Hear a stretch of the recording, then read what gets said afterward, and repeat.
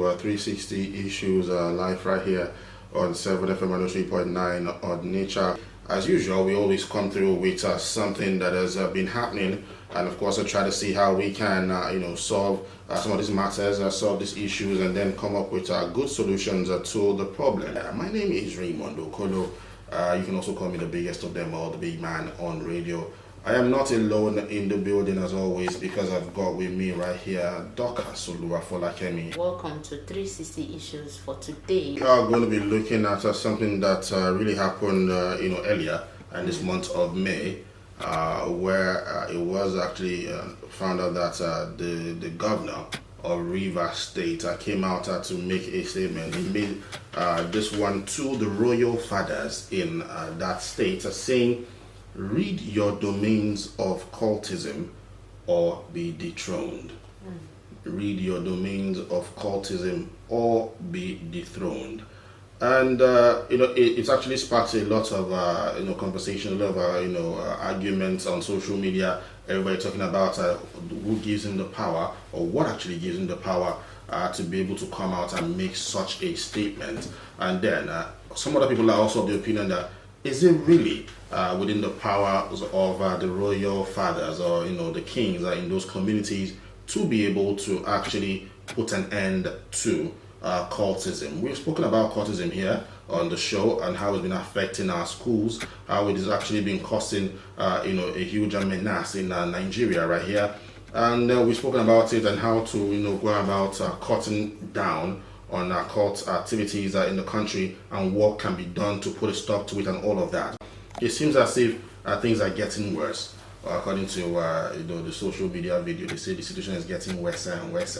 But as it stands right about now, what really can be done to put a stop to this? And then we want to find out if truly it is well within the powers of the royal fathers, the kings, the monarchs, to be able to put a stop to this. And according to what Wike said, if they do not find a way to stop cult activities from going on in their communities, they will be dethroned. Is that the right move to take? Is that the right step to actually take? And of course, if this one succeeds right about now, because we know in Rivers have a lot of cult issues going on right there. If it succeeds, that all those activities are brought to an end due to this pronouncement that's been made by the governor, do you think that other state governors as well too should also adopt the same pattern to implement it in their own states as well to see to it that cult activities are brought to an end? The case of cultism is not something that should be taken with levity. It is something that we should take serious in the country. Some Wike warned that the state government will not hesitate to dethrone any traditional ruler that allows cult and criminal activities to take root in its domain. Also, in recognition of the pivotal role education plays in children's progress, the governor charged traditional rulers in Rivers State to ensure that no child is out of school in their respective communities. Wike spoke at the presentation of instrument of office to 33 government-recognized traditional rulers in Government House, Port Harcourt. He said the presentation of instrument of office to 33 government-recognized traditional rulers comprising of 4 third class, 27 second class, and 2 first class tools also demands profound responsibilities on their part as the natural rulers of their kingdom. Wike said the first responsibility of maintenance is the maintenance of peace and security. Peace is priceless, safety is paramount. Investors or tourists will only come to places considered safe and secure. So he said progress can only take place in a stable environment. So he advised therefore that they work with the local government chairman and security agencies to maintain peace and security in their community. So he affirmed that, "Let me warn you that the government will not hesitate to dethrone any traditional ruler that allows or tolerates or enables cult and criminal activities to take root in its domain." So I will just go about talking about the function of traditional rulers. So let's start from there, after which we now get to know if it is their duty to actually have the power to curb cultism in the country. So number one function I'll mention this morning is custodians of culture of their domains.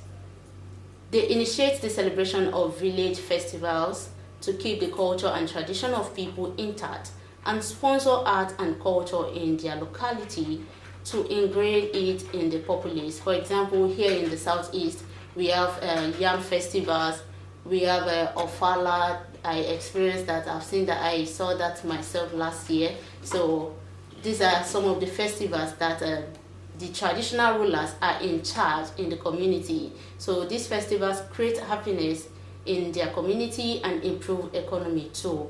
So we can see that this is one of the function of traditional rulers. Okay, they also use traditional religious belief to punish bad behavior and encourage goodness. So another area where the function of traditional rulers in the community is the development, is the correction and punishment of wrongdoing in the society. They use traditional way to correct and promote goodness. So, and I must tell you, the fear of community deity is the beginning of wisdom, I must say. We can say that they also involve in developing the community. They also join the government in making sure peace reign in our community now. Then coming out to say that they will be dethroned if they did not stop cult activities in their areas.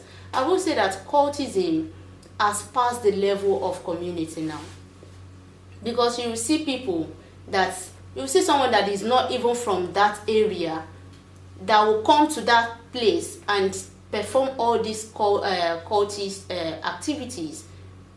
What do the traditional rulers do about this one?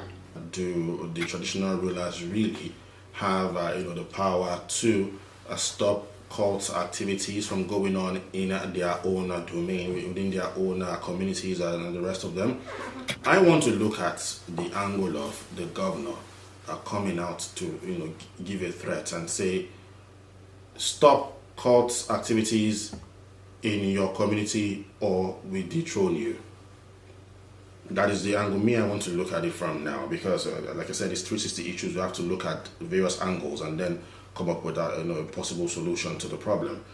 Now, talking about being able to dethrone this traditional rulers, before would I say the white men came down here, we already had a way of doing things. The traditional rulers, this is an institution that's been there over time. Now, they have been in that position until the white men came and had to start turning things around. And now we have governors, we have presidents and the rest of them. Does that still take away the fact that these people are supposed to be revered? You just don't come out and make such a statement. Now, I don't think even, I feel that we see this happen, even though that it has happened in Kano, where the emir of Kano was taken away, and that is such a big position that should not have actually happened, but then it happened. Now that's a story for another day. There are still some, would I say, traditional rulers in Nigeria that are still quite revered, and you cannot make such a statement to those people. You can't say such a thing to the Oni of Ife. You can't say such a thing to the Oba of Benin. You can't say such a thing to the Obi of Onitsha right here that we are. You have your political power, yes, as a governor, but there are certain things you don't do out of respect for those people, because if they open their mouth to say something to you, let me not go into it deep, but you know what will happen. So, like the Oni of Ife now, everybody goes to him, and you must. It does not matter who you are. You must calm down. You bow down to the Oni of Ife, knowing fully well that at that point in time, you are a nobody. No matter your position, you are a nobody. Same thing applies to the Obi of Onitsha as well. Same thing applies to the Oba of Benin. And these people, before you even do anything as a governor, you must come to them and then you ask, for their support and their guidance as well too. So I believe that the governor should have done this in a better way. He should have done this in a better way. He should have found a better way to, talk to them and say, please, let's find a way to put an end to cultism in our communities. Let's find a way. What can we do? What suggestions do you have? What do you think can be implemented? What things can be done immediately to put a stop to this? Or and let's then work together. Definitely, that's what it is. Working together, and you see that they will do their own part from their community, trying to mobilize people to go into the field and then do something about it, because the governor has come to them. He has asked them, respectfully, and said, please, let's find a way to stop this, because of the fact that it is no longer helping our communities.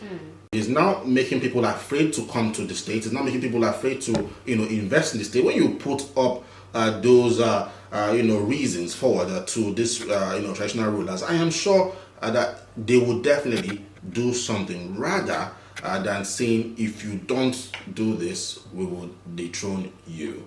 I believe that there should be a way to take away those powers from the governors, if truly they have the power to do that. It should be taken away, because where it's a situation where the traditional rulers don't key into your own beliefs or don't buy into some of the ideology that you're trying to pass across to the people, it becomes an issue, because they start seeing those traditional rulers as a threat, and then it's easy for them to take them off. We've seen such a situation happen in Kaduna State. Some of those people there were not really in full support of what some of the governor was trying to do right there, and then it felt as if they were fighting against the governor.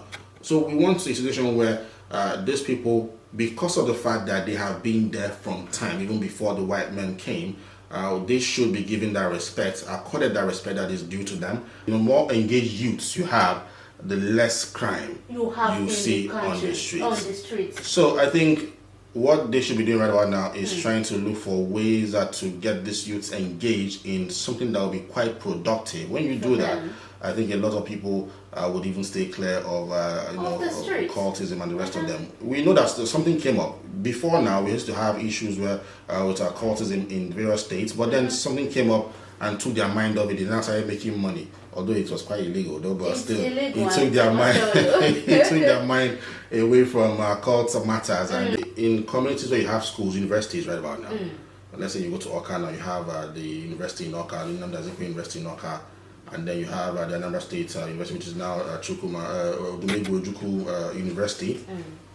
In those places now, in those communities where you have those schools, do you say that the traditional rulers there should enter the school or do what and try to say? Because you have in that school, now you have people from various places in Nigeria. It's not just Igbos going to school in Unizik. You have people from the north, you have people from the west, you have people from the south. Everywhere are coming to school there. So I don't really think it's within the powers of the traditional rulers to be able to stop that.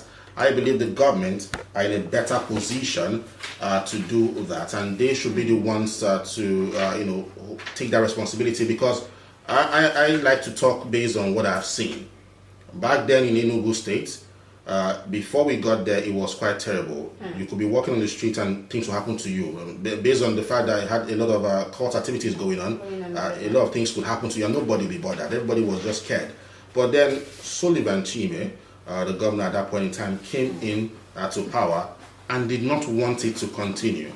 And then he did what I still respect till today, involved the military. Okay. They go to the schools, they pick up one cultist, and then after giving the person thorough drilling, you bring the person to the classroom and say, Ngwa, point out the rest of your people. And you see that within that period he was in power, all those issues cut down. There are some bad eggs in government. I think there are bad eggs in traditional rulers too today. So it has come to our notice already that some of them are not doing what they are supposed to do. So if you want to be respected as the position that you are, you need to do the right thing and not promote evil.